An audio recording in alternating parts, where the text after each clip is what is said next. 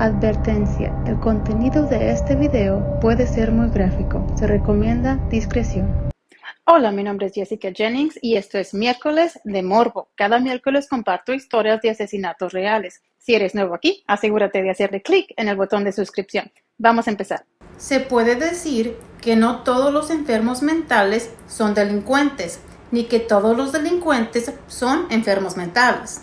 Pero en muchas ocasiones la enfermedad mental pues es un factor en crímenes de los más simples, como los robos, hasta los más complejos, como los crueles asesinatos. Así fue el caso del que les voy a platicar hoy, el cual ocurrió el 7 de enero del año 2011 en la ciudad de Nueva York, cuando un joven alto y atractivo se subió a un taxi y le ordenó al conductor que lo llevara inmediatamente a un hospital.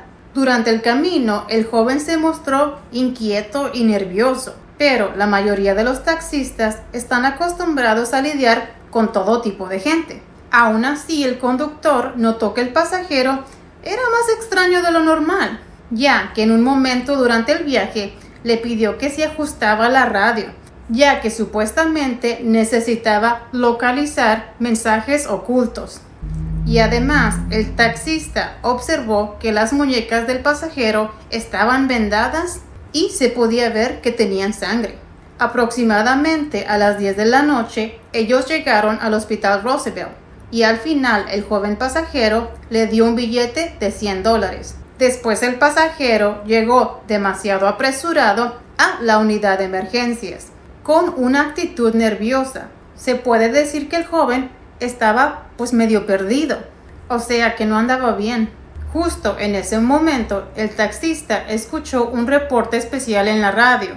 La policía de Nueva York estaba en busca de un hombre joven de unos 20 años, cabello negro, fornido, atlético y bien parecido, también con aspecto extranjero, ya que era el principal sospechoso de haber cometido un crimen en el Hotel Intercontinental en la mañana de ese mismo día. El taxista inmediatamente llamó al operador de la compañía de taxis para decirles que él acababa de dejar al sospechoso en el hospital. En menos de 10 minutos, un comando SWAT, el cual es una unidad de policías de los más arriba, o sea, una unidad élite, incorporado en varias fuerzas de seguridad. Sus miembros están entrenados para llevar a cabo operaciones de alto riesgo, que quedan fuera de las capacidades de los oficiales regulares, como el rescate de rehenes, la lucha contra el terrorismo y operaciones contra delincuentes fuertemente armados o peligrosos. Se les llama SWAT por sus siglas en inglés, Special Weapons and Tactics, armas y tácticas especiales. Pero bueno, volviendo al caso, este equipo SWAT rodeó el centro médico y una unidad especial de detectives de la policía de Nueva York pusieron bajo arresto al sospechoso, el cual se encontraba completamente calmado y tranquilo después de haber sido sedado en urgencias. O sea, le dieron medicamentos calmantes y por eso el joven estaba como cualquier persona después de 1 o 2 chelas, bien calmado el muchacho. De esta manera, la policía había arrestado a un sospechoso de asesinato, pero el misterioso caso apenas estaba empezando. Aún se tenía que investigar qué había ocurrido en realidad esa mañana y quién era esta persona que actuaba como si no se encontrase en sus casillas, o sea, un poquito loco. Menos de 3 meses antes del asesinato, el mes de octubre del año 2010, Carlos Castro, un conocido periodista de farándula portuguesa de 65 años de edad, conoció a Renato Seabra, un atractivo modelo de 21 años. Ellos se conocieron en el Hotel Sheraton de Oporto, Portugal. Se dice que desde el primer momento que ellos cruzaron miradas, los dos quedaron flechados y enamorados el uno al otro. A pesar de la diferencia de edad, los dos se llevaban muy bien, tenían intereses y gustos en común y además supuestamente ambos se adoraban, o por lo menos eso aparentaban. Se dice que al principio las cosas iban de lo mejor cada día. Renato firmó un contrato de exclusividad con la agencia Face Models. Apareció en el prestigioso y popular concurso de televisión, el cual se llamaba En busca de un sueño, y acompañó al periodista Carlos Castro por toda Europa, visitando Madrid y Londres. Durante la gala Travesti de Lisboa de ese año, Carlos Castro anunció que él acababa de conocer a su alma gemela y que ambos recibirían el año nuevo en Nueva York. El 29 de diciembre la pareja aterrizó en el aeropuerto de La Guardia y se instalaron en la suite 3.416 del Hotel Intercontinental.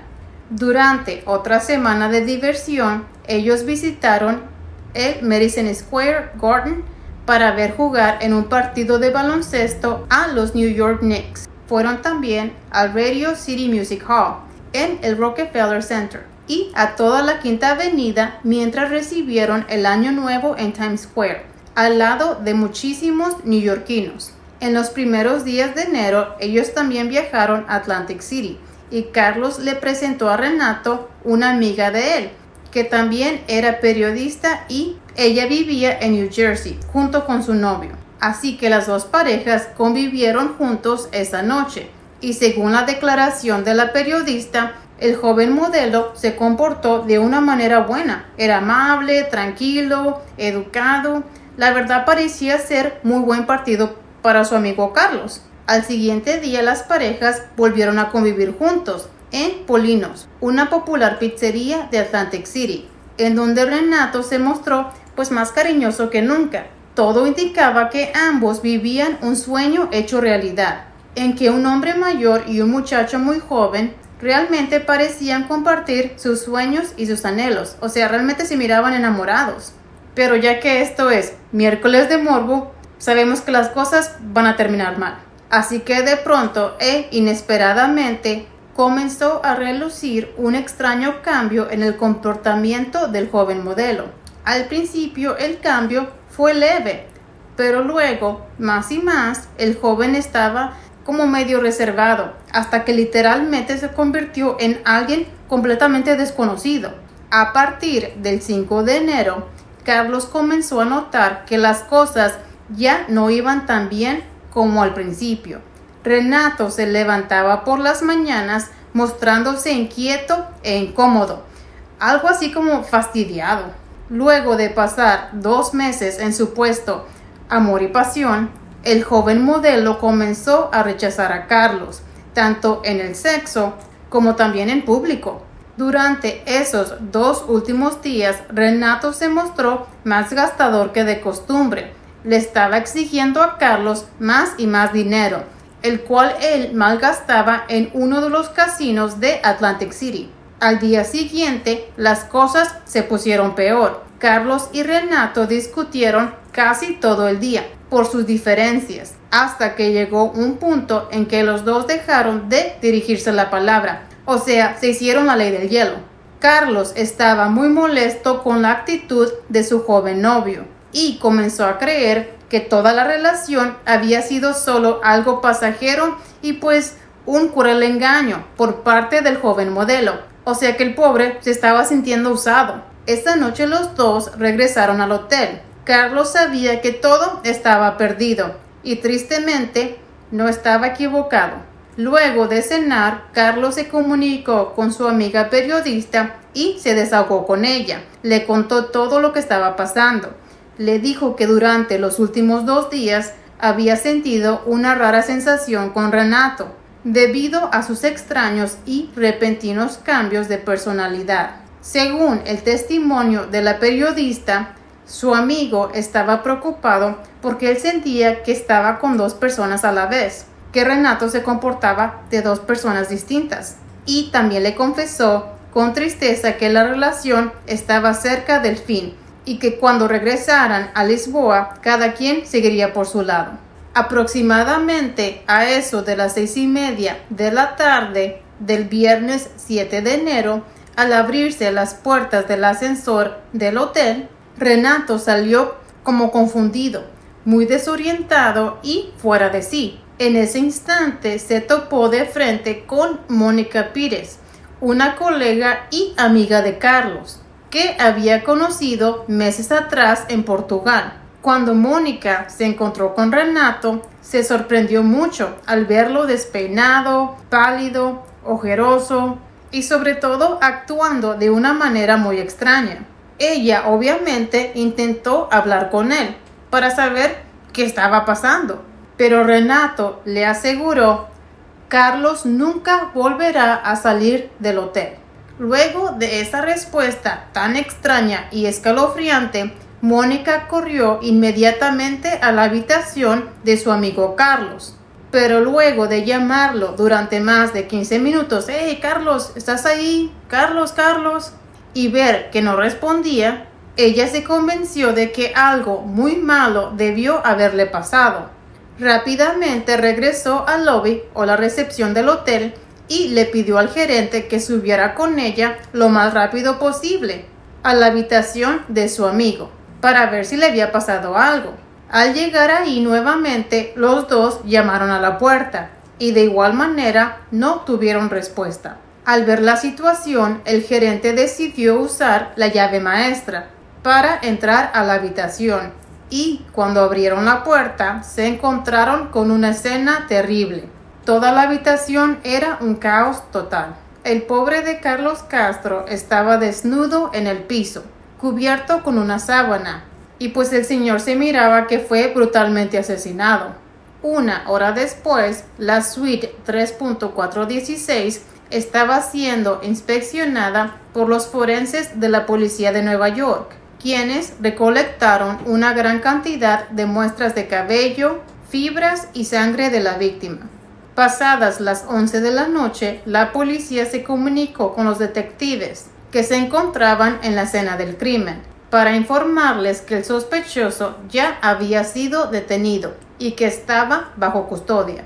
A partir de ese momento, comenzó una larga e interminable sesión de entrevistas con psicólogos forenses, criminalistas y abogados, que se extendió por varias semanas, los cuales querían comprobar si realmente el sospechoso estaba cuerdo y consciente al momento de cometer el crimen, o si él había sufrido un trastorno de psicosis. Tanto los médicos y psiquiatras del hospital como los de la prisión de Rikers Island sometieron a Renato a una larga lista de interrogatorios, en donde le preguntaron por su infancia, sus motivaciones, sus inquietudes.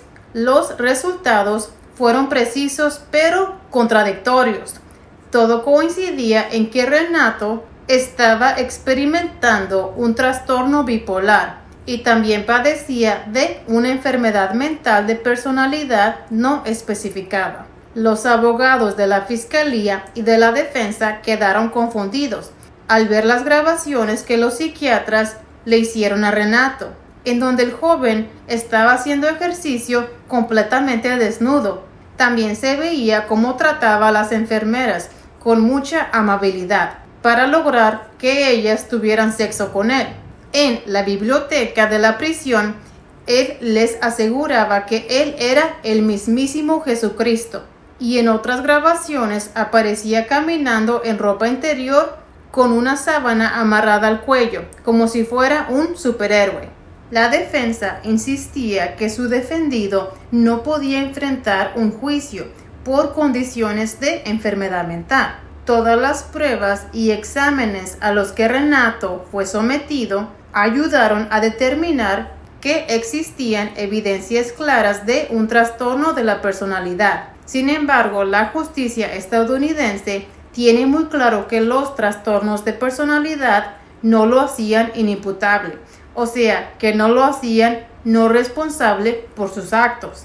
Y la defensa tenía que comprobar sin dejar ninguna duda que Renato no podía diferenciar el bien del mal. Después de otros 2 meses de estudios, los psiquiatras demostraron que Renato sí tenía la capacidad de enfrentar un juicio por el delito que cometió. El 5 de octubre del 2012, casi 1 año y 9 meses después del crimen, es cuando empezó el juicio, y desde un principio se convirtió en un evento que acaparó por completo la atención de los medios de comunicación, por los explícitos detalles del asesinato.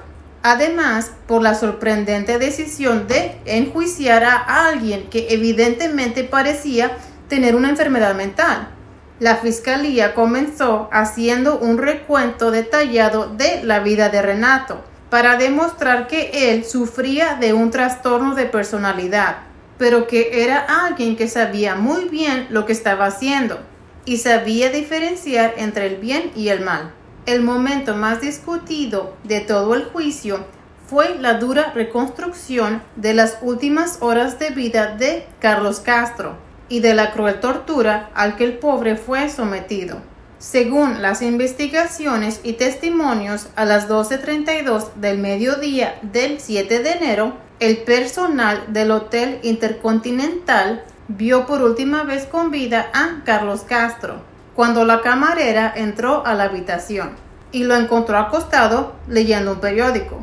Según el testimonio de la camarera, Renato estaba bañándose en ese momento. A partir de ahí, todo lo que los investigadores y detectives pudieron reconstruir se basó en la evidencia y en las declaraciones que hizo Renato.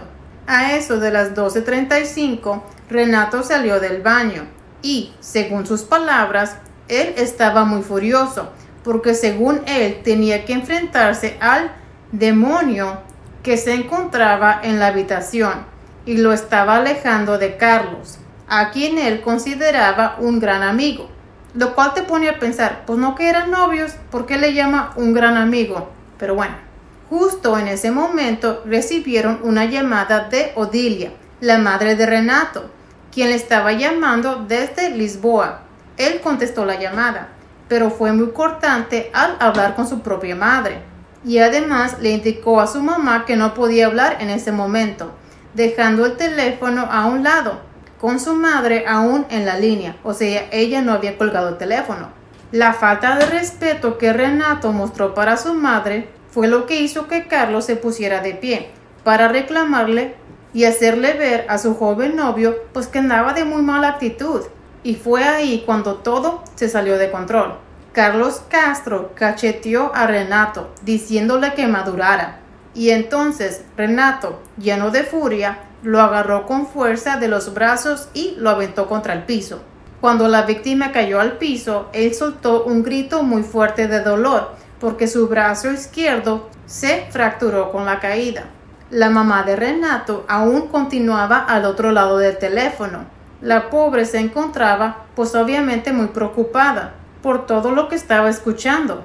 Las últimas palabras que ella logró escuchar fueron: "Me rompiste el brazo", y a partir de ahí todo fue gritos desgarradores, gemidos y voces que parecían de una película de horror, hasta que finalmente la llamada se cortó. Muy alterado y manejado por una rabia que nunca antes había sentido, Renato tomó la laptop de Carlos y se la estrelló en la cabeza. Luego lo golpeó con una botella de vino y lo golpeó brutalmente hasta que las capas externas de la piel de sus puños desaparecieron. Según el testimonio del mismo Renato, él tenía que hacer todo eso y mucho más para exorcizar al demonio homosexual que estaba poseyendo a Carlos. Renato no pudo decir por cuánto tiempo estuvo golpeando salvajemente a Carlos, ya que supuestamente no lo recordaba, pero quedó desconcertado al escucharlo agonizar. Aún en su delirio, Renato le quitó toda la ropa, tomó el sacacorchos de la mesa y de una forma maniática le cortó el rostro, le perforó el cuello y finalmente enterró el sacacorchos en los testículos, desgarrando desde el escroto, o sea, le cortó las pelotas. Renato aseguró que al brotar la sangre, las voces finalmente comenzaron a calmarse, pero para asegurarse de calmarlas por completo, decidió cortarse las venas con el sacacorchos, lo que provocó que se desgarrara la piel. Por último, Renato tomó los testículos de Carlos y los frotó entre sus muñecas desangradas, para que, según él, le sirviera como un talismán para los demonios. Todos los presentes que estaban en la sala de la Corte Suprema de Nueva York, pues obviamente quedaron sorprendidos e impactados ante la reconstrucción del crimen, incluyendo los abogados y el mismísimo juez. Los detalles explícitos y sangrientos hicieron que más de uno abandonara la sala para ir a vomitar. Cuando finalmente terminó el ataque, con toda la calma y tranquilidad del mundo, Renato cerró las cortinas de la habitación, arrancó el cable del teléfono, le quitó la batería al celular de Carlos, cubrió el cuerpo con una sábana, se volvió a bañar y se vistió con un traje nuevo que Carlos le había regalado en Navidad. Antes de salir de la habitación, él tomó su pasaporte y su billetera. También sacó más de $1,000 en efectivo de la cartera de Carlos, junto con su pasaje de vuelo, y luego colgó en la puerta un letrero de no molestar. Durante toda la investigación del crimen y las 8 semanas del juicio, la actitud de Renato era tranquila y sin emociones. Escuchaba y miraba todo con las manos cruzadas y se acomodaba como si estuviera descansando.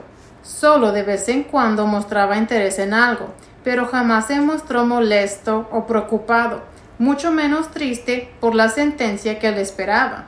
Jeffrey Singer, quien conformaba parte del equipo de la defensa, afirmó que la pelea esta tarde en la habitación del hotel fue catastrófica dentro de la mente de Renato. Otros 4 testigos expertos, tanto de la fiscalía como de la defensa, establecieron que el acusado sí estaba trastornado, pero mientras la defensa aseguraba que eso era un motivo para lograr su libertad, la fiscalía aseguraba que él entendía perfectamente lo que hizo. Por ese tema, durante la siguiente semana, el juicio se convirtió en un debate de expertos en materia psiquiátrica.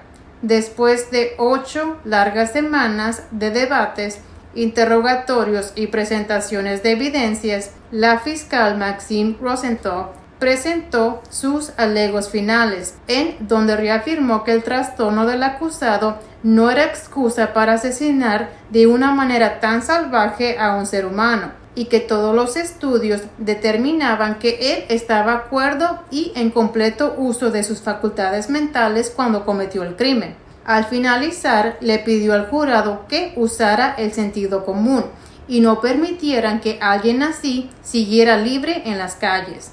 La defensa, por su parte, presentó a Renato como una víctima de las circunstancias y que las circunstancias del caso bastaban para declararlo inocente debido a su trastorno de personalidad, que terminó en un estado de psicosis mental, o sea, de locura temporal.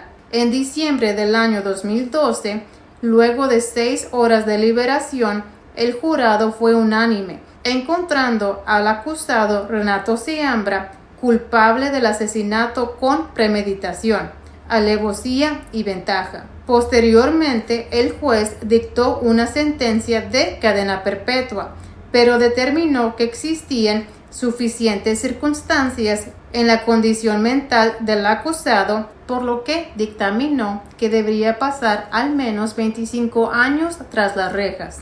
Después, en septiembre, luego de otro examen psiquiátrico y de una entrevista de la Junta de Libertad Condicional, se podrá determinar si él es elegible para ser liberado en marzo del 2036. En los últimos 10 años, Renato ha sido entrevistado, interrogado y estudiado una y otra vez por doctores psiquiatras, forenses y criminólogos expertos, pero él insiste que no recuerda nada de lo que pasó la noche del 7 de enero de 2011. Admite que a pesar de no recordar, él se siente profundamente avergonzado, arrepentido y culpable de haber asesinado de esa manera tan brutal y salvaje a Carlos Castro. Desde que ingresó a prisión, ha estado bajo un estricto tratamiento a base de medicamentos y calmantes, y gracias a ellos su estabilidad emocional y mental ha mejorado mucho. El exmodelo está purgando su condena en el Centro Correccional de Clinton, una de las prisiones de máxima seguridad en los Estados Unidos, y en donde hay 2.300 presos sentenciados por los peores delitos. Esta cárcel está ubicada al norte del estado de New York, casi en la frontera con Canadá, y por su clima de frío extremo y sus duras condiciones de vida, se le ha bautizado como la Siberia de América. Al principio la situación fue demasiado difícil para Renato, quien intentó acabar con su vida 2 veces, antes de ser puesto en medicamentos y de estar resguardado en una celda aislada. Hoy en día él es un preso modelo que trabaja en el taller de ropa, asiste mucho a misa en el pabellón de la cárcel y se ha dedicado a rehabilitarse tanto física como mentalmente. Si él sigue así, las posibilidades de que se le conceda la libertad condicional al terminar los 25 años son muy altas. Para sus padres, Odilia y Joaquín Seabra, ha sido muy difícil visitarlo, ya que la prisión solo permite 4 visitas al año, y los gastos de viaje entre Portugal y Estados Unidos son demasiado caros. Su madre decidió mudarse a un pueblito cercano para estar cerca de su hijo, pero luego de varios años ella tuvo que regresar a Lisboa y lo visita solamente 2 veces al año. Aunque no existía duda de que Renato había sido culpable de asesinar de una manera injustificada a su pareja, en muchos círculos de derechos humanos y expertos legales se insistió en que la condena debió haber sido más proporcional y brindarle a Renato un tiempo menor de 15 años, en lugar de 25 años. Mucha gente se ha cuestionado si era justo que pasara ese tiempo en una de las prisiones más duras y violentas de los Estados Unidos, en lugar de un hospital psiquiátrico, en donde podría ser tratado, y determinar el tiempo correcto para que fuese liberado. Todas estas preguntas quedaron para los expertos legales y el caso quedará como uno de los más polémicos e intensos de los últimos años en Estados Unidos. Este caso me recuerda mucho al caso de Tim McLean, en donde él fue brutalmente asesinado por una persona que sufría de esquizofrenia y que no estaba tomando sus medicamentos. Volviendo a la historia, en una de las muchas cartas que le ha mandado su mamá a lo largo de estos años, Renato asegura que él ha tenido días buenos y otros muy difíciles, en donde le ha pedido a Dios la fuerza para superar esa prueba tan grande a la que él ha sido sometido. Así terminamos el caso de hoy. Me gustaría mucho saber tus opiniones sobre este caso. En lo personal, este caso se me hace muy interesante y con respecto al señor Carlos Castro, les comparto que recientemente he leído un libro llamado Demonic Foes o Enemigos Demoníacos, el cual fue escrito por un psiquiatra, el cual cuenta su trayecto de 25 años donde él se ha dedicado a identificar pacientes quienes sufren de enfermedades mentales y encontrar la diferencia de ellos a los que realmente están poseídos por demonios. En este libro, el psiquiatra Richard Gallagher relata varias señales de que una persona poseída puede exhibir, las cuales son: no tener recolección de lo que sucedió mientras ellos estaban poseídos, también hablar lenguajes como el latín o otros lenguajes que ellos nunca estudiaron. Otra señal es tener una fuerza paranormal, que una persona chiquita puede, tumbar a 10 hombres. Otra señal es saber cosas que comúnmente ellos no podían saber, como qué uno trae en su cartera, cómo se comportaron tus hijos la noche siguiente, de qué manera estabas vestido anoche, cosas así. La verdad, este caso no da suficiente información al respecto, pero en mi humilde opinión, el hecho de que Renato recordara qué le hizo a Carlos esa noche es indicatorio que sí estaba en sus casillas y no estaba poseído como dice haberlo estado. Aparte de que él estuviera respondiendo a los medicamentos que le están dando en prisión, eso también indica que él no estaba poseído. Simplemente el problema fue en su enfermedad mental. Pero esa es solamente mi humilde opinión. Es todo por hoy. Les agradezco mucho su tiempo y si les gustó el video, les agradecería mucho un like. También no olviden hacerle clic en el botón de suscripción para vernos el próximo miércoles. Feliz año 2023 y adiós.